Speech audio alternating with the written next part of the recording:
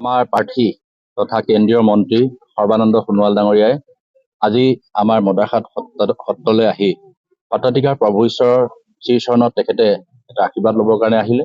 পৰৱৰ্তী ইয়াৰ পিছৰ পৰ্যায়ত আমি গড়পৰা সত্ৰলৈকে যাব, ইয়াৰ পিছতে বগৰীতলীয়া থানলৈকে যাব, তাৰপিছতে দিনজয় সত্ৰলৈকে যাব। এই ধৰণে আজি দিনজোৰা ধৰ্মীয় যিবিলাক আমাৰ সত্ৰ নামঘৰ যিবিলাক তেনেকুৱা আছে তালৈকে আজি তেনেকুৱা এটা কাৰ্যসূচী লৈ তেখেতে পুৱাই আহি পেলাই এয়াৰপৰ্টৰ পৰা পোনে পোনে প্ৰথম ফাৰ্ষ্ট প্ৰগ্ৰাম আমাৰ মদাৰখাটলৈ আহিছে।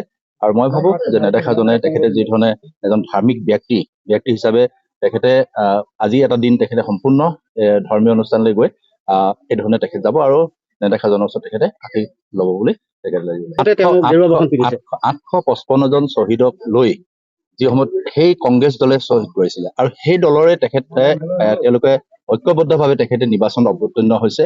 মই সেই 5জন শ্বহীদ যিজন আমাৰ মাজৰ পৰা ইতিমধ্যে শ্বহীদ হৈছে কা আন্দোলনৰ সময়ত, মই তেখেতৰ প্ৰতি তেখেতসকলকে মই শ্ৰদ্ধা নিবেদন দিছো। আৰু লগতে মই ভাবো যে 855 জন শ্বহীদলৈকে এবাৰ মনত পেলাবৰ কাৰণে লুৰিণজ্যোতি ডাঙৰীয়াক মই আহ্বান জনাইছো। আৰু পৰৱৰ্তী সময়ত আমাৰ খুব ভাল এটা ফলাফল। একো ফেক্টৰ নহয়। মই কৈছো আগৰ পৰা হয়তো কোনোবাই কৈছে 3 লাখ, কোনোবাই কৈছে 5 লাখ, কিন্তু মই ভাবো যে 7 লাখৰ অধিক ভোটত তেখেতে জয়।